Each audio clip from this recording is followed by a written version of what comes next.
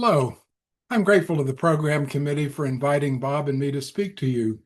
As you've heard, Bob has turned to the history of science to explore the pattern of fierce rejections of new paradigms. Science offers an instructive methodological model for literary studies, since science rests on the core assumption that finding the truth is a never-ending process. Every scientific theory is a hypothesis that must, by definition, remain open to future refutation by new evidence. If that does not sound much like the attitude of traditional Shakespeareans toward their authorship theory, that is precisely Bob's point. Bob has asked me to offer some psychological perspectives that might help us understand the highly emotional reactions to our Oxfordian theory about the real Shakespeare.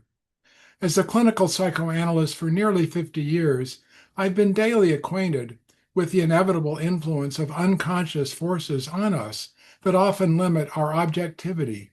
So keep in mind that all of my comments will presuppose a common blind spot for the role of the unconscious in our thinking about matters that are dear to our hearts, including Shakespeare. One conclusion I've reached is that much of the pushback against us post-Stratfordians is based on the projection onto us of the many flaws of the traditional theory. We're accused of not knowing how to assess evidence when the traditionalists have refused to read the relevant evidence we have published, and they still try their mightiest to stop any of our manuscripts from getting accepted by mainstream journals. They claim we are elitists when their authority is based on the opinions of English professors at elite universities. Further, they are probably uncomfortable with the glaring pro-aristocratic bias in Shakespeare's works, so they displace his elitist streak onto us. They claim many of the plays were written after Oxford died, not admitting we have no certain knowledge of just when the plays were written, and not noticing the irony that half the plays were published only 7 years after Shakespeare died. The scholars who first proposed the chronology that is still influential admitted it is based on circular thinking from the 1564 to 1616 dates of the traditional author. Mainstream Shakespeareans now accept that many of the plays have co-authors, but they ignore the possibility that Oxford's various literary secretaries may have finished some of his incomplete works after his death in 1604. They overlook the fact that there are no definite allusions in the plays to any works published after Oxford's death. Instead, they present increasingly shaky claims about one of many shipwrecks being a definite source of the Tempest, and they insist there are references to the gunpowder plot in Macbeth, when all the relevant passages that use wording about Jesuit equivocation echo books published well before Oxford's death. So, we need to study Thomas Kuhn's 1962 concept of paradigm shifts, where proponents of entrenched traditional theories attack those who present evidence favoring a new theory, until the new paradigm eventually wins out. Before that happens, traditionalists rely on deductive reasoning from their unquestionable assumptions, cherry-picking only that evidence that fits those assumptions, which leads to circular reasoning. Ironically, it was in the Renaissance that ancient ideas about the benefits of assumption-free inductive reasoning experienced a rebirth. Traditionalists often engage in personal ad hominem attacks on skeptics of prevailing theories, rather than ad rem responses to evidence that is inconsistent with those theories. I hope you're also familiar with the cognitive errors of groupthink that interfere with critical thinking. I'll now make some brief remarks on the 5 examples Bob has discussed. Our self-importance as humans helps explain why the church was so incensed at Galileo. Their theology rested on the assumption that humans are special. Many of us are self-centered as individuals, and that got projected onto our assumptions about cosmology, leading to the unquestioned belief that the Earth must be at the center of the universe, and that we are God's chosen species. By the way, Mark Twain, a Shakespeare authorship skeptic, ridiculed this belief in solving the age-old conundrum of theodicy, that is, why God allows evil to harm people. He said that we engage in circular reasoning after falsely assuming God created humans in his image. Mark Twain said we should instead look objectively at which species wins the longevity contest. He thus concluded that God must be a microbe, since microbes clearly surpass humans as God's chosen species. Alfred Wegener had accumulated overwhelming evidence for his theory of continental drift by 1915. He was a mere meteorologist, though, not a geologist. Geologists, the specialists in that field, argued that there was no conceivable explanation of how continental drift could have occurred, so they ridiculed Wegener's theory. But, as Bob said, by the mid-1960s, new information about plate tectonics provided the missing pieces of explanatory theory, and geologists now fully accept Wegener's brilliant and well-documented 1915 proposal. How do geologists now explain their profession's shameful treatment of Wegener? By saying he failed to be convincing enough, despite the many lines of evidence he marshaled in support of continental drift. Geologists have not apologized to him, so it led to no lessons in critical thinking. Now we come to my profession of medicine with the example of Ignaz Semmelweis. His colleagues practice gynecological surgery, which reminds me of the difference between surgeons and God. God doesn't think he's a surgeon. There is a strong element of professional arrogance in Semmelweis's story. Medicine can still be afflicted with a misapplication of tradition masquerading as science. Using a medical metaphor, the distinguished historian Carol Symes told Elizabeth Winkler that the Stratfordians are committing what she called literary malpractice. My wife Elizabeth and I learned the story of Harlan Bretz from our son Garrett. Several years ago, Garrett discovered that Bretz was invited to speak at a prestigious club in 1917, only to find that traditionalists had set him up for a humiliating ambush. Looney is the reason our group exists, so most of my comments will concern his authorship paradigm shift. In his 1909 book, Is Shakespeare Dead?, authorship skeptic Mark Twain referred to the Shakespeareite cult. So, some comments about the psychology of cults. I think you'll see why. Psychiatrist Robert J. Lifton identified several characteristics of cults. First is their control of who cult members are allowed to read and talk with, to make sure they do not hear anything that contradicts the cult leaders. So, critical thinking is taboo, as is asking questions. In fact, alternative ways of thinking are strictly forbidden and condemned as sources of, quote, bad energy. In some cases, it can lead to punishment. Leaders deliberately deceive cult members. Gaslighting is used to make those who question the cult's beliefs worry they are being irrational. The concept of cognitive dissonance was first introduced to understand how cults persuade people to join and remain in a cult. They persuade people to accept beliefs that would make leaving the cult irrational. If you have been told that only elitist conspiracy theorists question the traditional authorship theory, you might be loath to take the risk of being perceived that way. Cults also prey on people's wish to conform to the expectations of groups they value. Gail Pastor, former director of the Folger Shakespeare Library, compared us authorship skeptics to creation scientists, to anti-vaxxers, and to those who believed the U.S. government was behind the 9/11 attacks. A Shakespeare scholar at Georgetown told me the traditional viewpoint is not a theory, but is 100% proven. And that sounds like deliberate deception to me. As an example of forbidding any questions, Columbia's James Shapiro has joked that he would fail any student who asked if Oxford might be the real author. The uncharacteristic anger of Shakespeare traditionalists works. People assume they would only get so angry if we were egregiously wrong and they were unquestionably right. I suspect that they are so wedded to their authorship assumptions that they are furious when we challenge their authority. This sort of attack on academic freedom is all too common in all fields. Cults claim to have a scientific basis for their core beliefs, yet these turn out to be nothing more than pseudoscience. The traditional authorship theory responds to evidence that Shakespeare of Stratford lacked the specialized knowledge of the classics, of law, of several foreign languages, of the local geography of Italy, and of many other fields with the fundamental claim that authorship doubters just don't understand the nature of genius. However, psychologists who are actually experts in the study of genius point out that genius does not arise de novo without relevant life experiences and education. Although English professors are expected to teach the vital intellectual skill of critical thinking to their students, they instead indoctrinate students not to question the traditional Shakespeare authorship theory.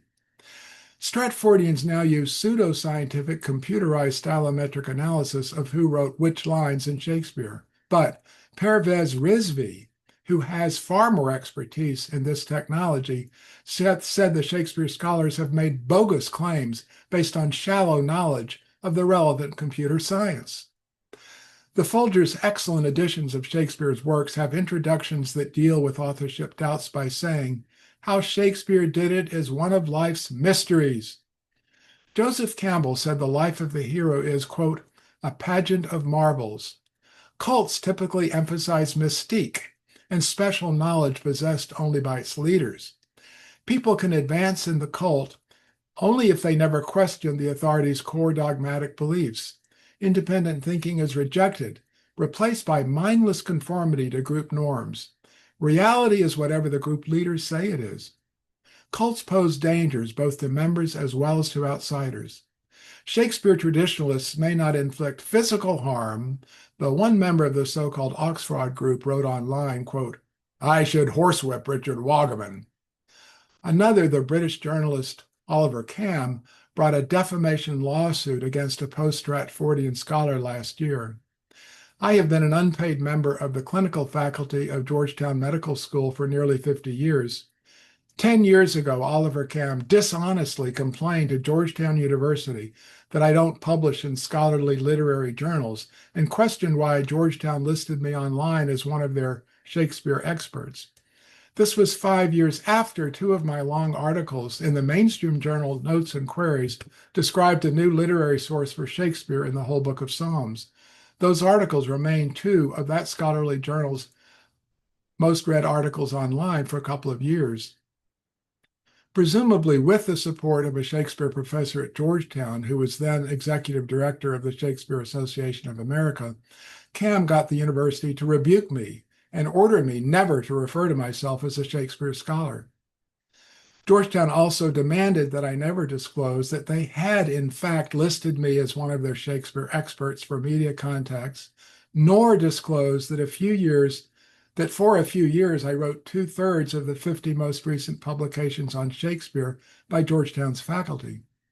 Oliver Cam and the Georgetown English professor were apparently incensed that the Times of London had just referred to me as a Shakespeare scholar in covering my conflict with the prominent Shakespeare traditionalist Gary Taylor. For what it's worth, over 70 of my publications are now included in the World Shakespeare Bibliography. Cam, ironically, doesn't seem to have a single one. Okay, I am not saying that the traditional authorship theory is a cult. What I am saying is that we need to be on our guard when any group shares so many worrisome characteristics of cults. Orthodox reactions to an ultimately successful challenge to a cherished paradigm often pass through three stages. From the rhetoric of ridicule, "That's absurd," to indifference, "What difference does it make?" to complete acceptance, "Of course, I always said that." Literary studies lack a methodology that offers reliability and validity in assessing evidence for authorship. Further, scholars who have staked their careers and reputations on traditional authorship beliefs are bound to encounter severe cognitive dissonance when they try to weigh contrary evidence objectively.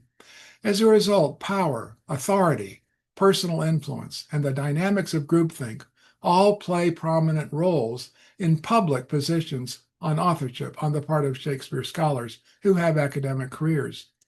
Earning a PhD in English, being hired, published, promoted, and respected by one's peers in academia may all be jeopardized by expressing heretical opinions on authorship.